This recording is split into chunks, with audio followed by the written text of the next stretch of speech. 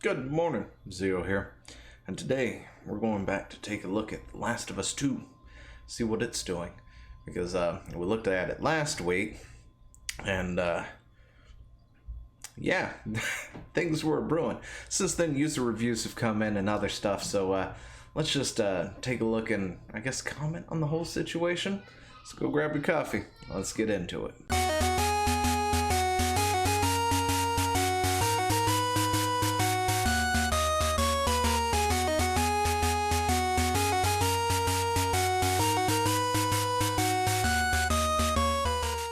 So, The Last of Us Part 2 is, doing... oh my. Not so good! Anyway, who would have saw that coming? Apparently there are 5 trusted reviewers. I wonder what those are. I should have looked at those beforehand.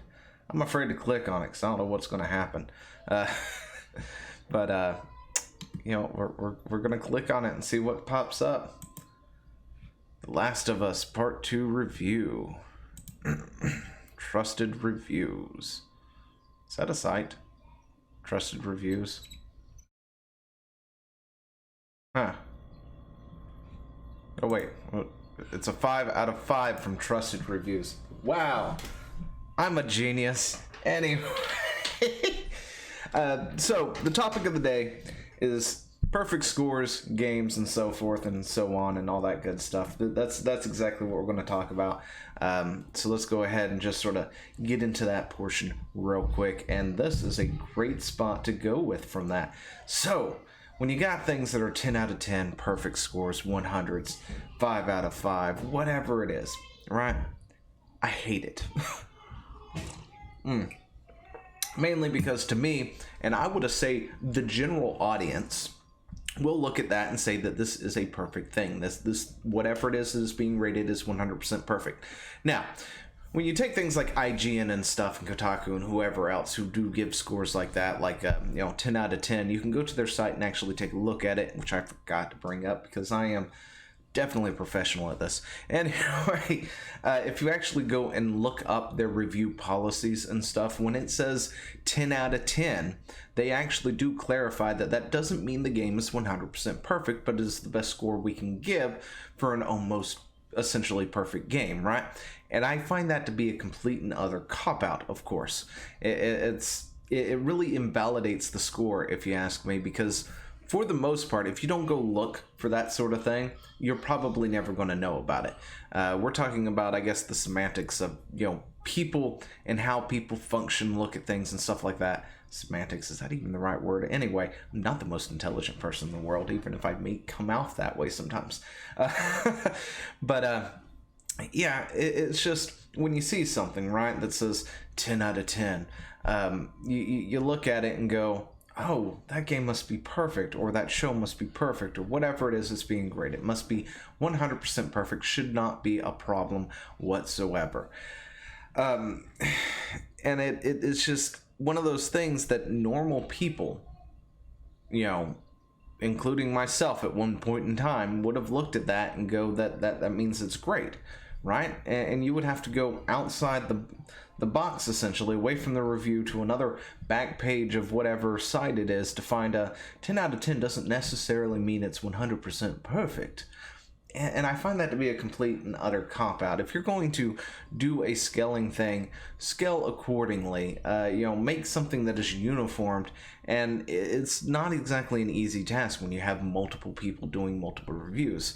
A good example of this would be Pokemon Alpha and Omega... No, wait. Ruby and Alpha Sapphire? Gosh, can't remember. Anyway, the remakes of Ruby and Sapphire.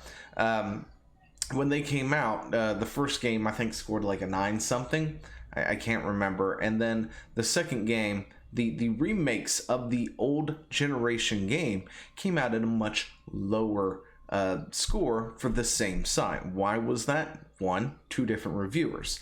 And to be totally honest, even with that lower score, it didn't justify the pros and the cons versus the games at all for it to be. When you've got something that might be an HD remake, I would expect it to score on par, if not slightly better, than its predecessor, depending on what all happened. And with those particular games, they added stuff. The graphics were revamped because it was more of the X and Y series graphic style. That was a definite plus on that point. And they added other things like other stuff into the game as well. Plus, you've got the newer Pokemon who were in the game. And as well as bringing back all the stuff that people love, like the bases and other things, with additions. So in my opinion, if I was to score that game versus its predecessor, it would get a respectable, similar score, if not maybe slightly better, because of what it has, done beyond what it originally had done. Even if it is just like a slight increase, like say maybe the original was 9.1 and I give it a 9.3, for the remake or something like that. And then when you look at things like this here, the pros and the cons for that particular game, the con was like too much water and something else. And that was it. Those were like the only two cons to the entire game whatsoever. And it apparently scored like a good 1 to 2 points lower than its predecessor, and those were the only cons. And if you actually look at it, the reviewer was using a water Pokemon, it was in a water region, and that was the too much water comment there. And it's like, well, duh, you set the game up to do that. Everything's going to have water with it. You're going to have a water Pokemon in every battle because that's what you started with. But anyway, that's my issue with things like this, if that makes any sense whatsoever, because we just went on for a rant for about a good 5-6 minutes. Anyway, so we got this. This game is a 5 out of 5 according to the trusted reviewer right now, and it has cons. It's not a 5 out of 5. If anything, it's a 4.5 out of 5 or a 4.0 out of 5, but it ain't no 5 out of 5. I'm sorry, you can give me that page at the end of the site all day long and say, look, it doesn't really mean it's the best. And I'm going to tell you to shove it. You're going to give me a 5 out of 5. It better be the best of the best. Even my favorite game of all time, I would never rate as a 10 out of 10 or a 5 out of 5 because I know it's got problems. It's got some issues that could be worked on. The only problem is I can't exactly really review it in a modern day sense without taking things from modern day and say, why is this not implemented, even though it wasn't available at the time? But, there are still issues with the game. If anything, I'd probably give it a 9.0 if I was to actually, try and review it objectively. Yeah, anyway, or a 4.5 or something, but I sure as heck wouldn't give it a 10 out of 10. But, this is where we're at, right? But, predictably, because this is where we're supposed to start this video, by the way, and we're almost like 8 minutes in at this point, The Last of Us 2 has been predictably review bombed, and it continues. It continues. The review bombs are happening. The review bombs are definitely happening. Everybody is bombing this thing as a review bomb negatively because they hate the women or the gays or whatever it is that we're going to use as our reason for people hating it today. I think for The Last of Us 2, it's transgenders or something, because Abby is, for some reason, trans in a post-apocalyptic world. Anyway, that's neither here nor there. But anyway, so yeah, it's being predictively review bombed, which is something I really want to talk into, is the idea of review bombing, whether it's positive or negative. When you hear review bomb, it's always in the negative sense. Nobody really talks about the positive review bombs or anything else like that. And you can go ahead and we can look at this real quick. The Metacritic scores right now, as of Sunday, June 21st. That's when this is being recorded. Coming up on Monday, of course. It's a 95 for the critics scores, 3.6 user score, and you've got some things here, and there's several arguments that you will see that will happen over and over and over again with a lot of this stuff, right? And one of them I do want to talk about real quick, but you've got we've got several scores here that are positive. I'm going to say a good chunk of that 5,000 are just 10 out of 10s or 8 out of 10s or something. But not all of them, of course. Yeah, here's an 8 out of 10. But yeah, this is one of the ones that I do want to tackle right now. One of the arguments, right? So, you know, because I don't want to build a straw man or something. I want to take an actual argument for something that has actually been posted, right? That I've actually seen, and go from it word from word. But let's review Bomb Game, even though we've never played it or watched any gameplay at all that shows them libs. Most people in a user review game is good, you should play it. Or yeah, probably most of people in user reviews, game is good, you should play it. Gosh, either they can't write or I can't read, or both. And we know I can't read, but this person just can't write, right? Lucas. Okay, so here's what we're going to look at. Let's review a Bomb Game, even though we've never played it. One, you can't tell me whether or not these people have played it or not. The game is out. They could be actively playing it, and saying that they hadn't seen it, that's another, you know, straw man at that point, because guess what? I have been watching it. I have been watching this abysmal Let's Play. Well, actually, the Let's Play is not that bad because I like the person playing it.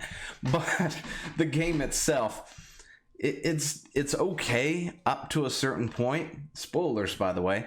And then you take control of Abby, and the game has felt like it has drug on. Oh my gosh, I want to shoot myself in the foot rather than watch this game be played anymore. I cannot deal with it. And Joel deserved so much better. So much better. Anyway, but yeah, the whole Abby aspect it's boring. I'd rather play as Ellie, and continue on her path and advance the character. And I wish Joel was still alive, because with all this stuff going on, I've decided that I would sit down and watch somebody and people play the first Last of Us 2, because I know I'm not going to get around to playing it, for one, because I ain't got the time, but I sure as heck can watch somebody else play it while at work, and have it off to the side and actually follow the story and see what's going on and stuff. And, you know, I kind of like it. I'm not gonna lie. I know I keep saying this isn't my kind of game, right? But as I grow up and as I get older, I find certain things that I normally wouldn't find entertaining, like Civilization. For some reason, I don't know what the heck I'm doing on the game, but I can sit here for 30 hours straight if somebody let me, and never finish that. It just keep playing that game. But anyway, point is, probably most people use the reviews. Game is good, you should play it, blah blah blah. Anyway, where were you people here?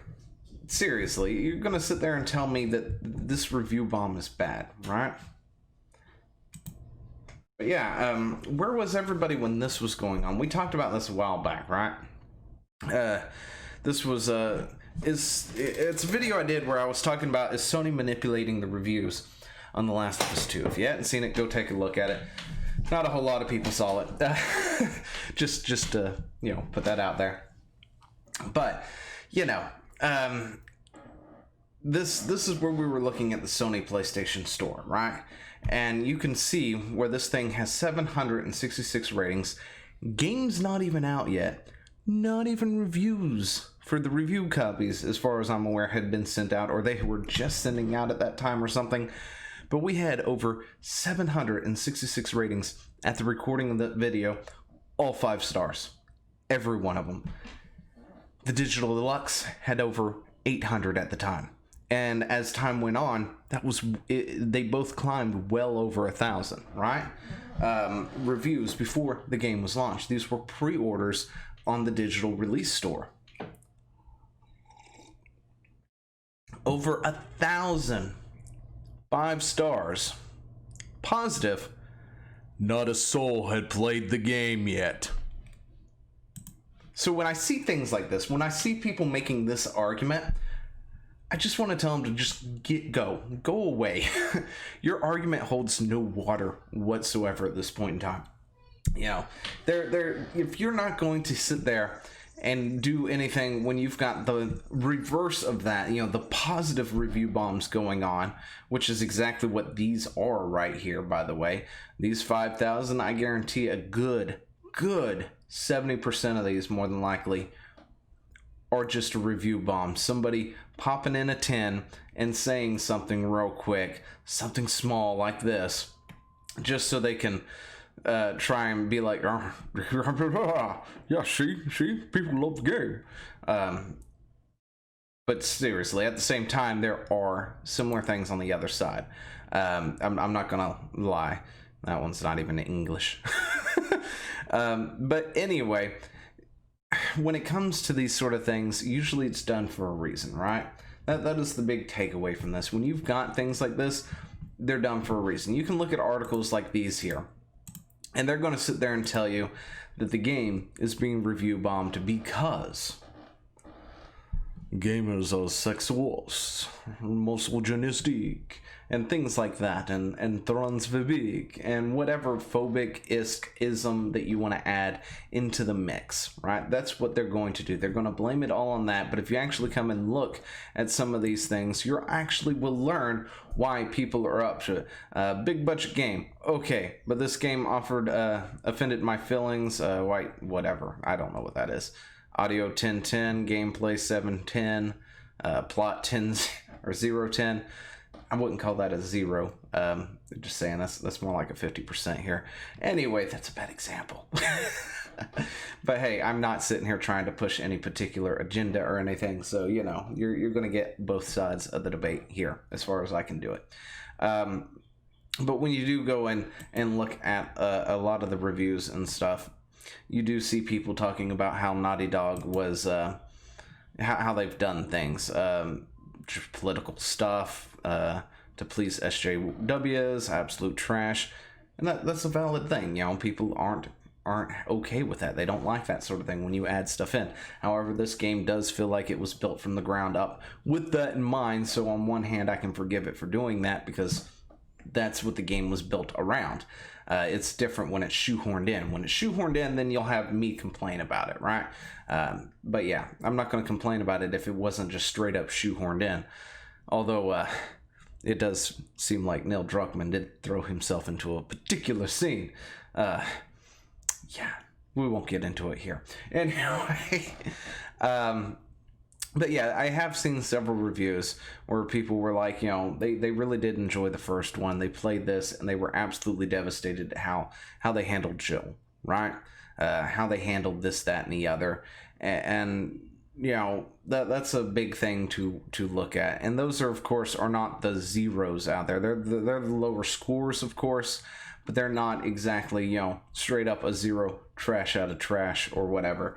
You know, you could probably remove the zeros and even that out a little bit. But at the same time, you do have the positive scores doing the exact same thing. And I would say probably a lot of the more, you know, genuine criticism are going to be in the 3s to the 6th range here. They're not going to be the review bombs of either or positive or negative. So, you know, if you really want to get some helpful insight, that's where you want to look at. But over here on the positive, could somebody rewind that? That was 11,000 or 10,000 or something before we clicked on it. And it just jumped out of nowhere. What is up with that? Here we go. 1148, 12778. And then the negatives are changing as well. So we go from 25,000 to 96 to 27,291. Anyway, that's suspect. Feels like reviews are bouncing around or something. I don't know what they're doing. Anyway, you know, you can come in here, you can see we've got plenty of reviews on the positives. What did I just do? What happened? Did I click the user? Can I do that? Wait. That's a new rabbit hole. 1 rating, 1 review. Huh. Did I find a new rabbit hole to go down? 1 rating, 1 review. 2 ratings, 2 reviews, or 1 review. Last high score, Death Stranding, Last of Us Part 2. Huh.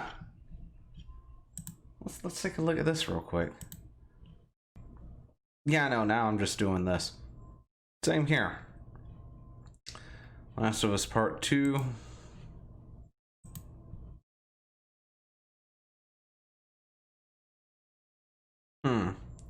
Death Stranding was a mix. Red Dead was 8.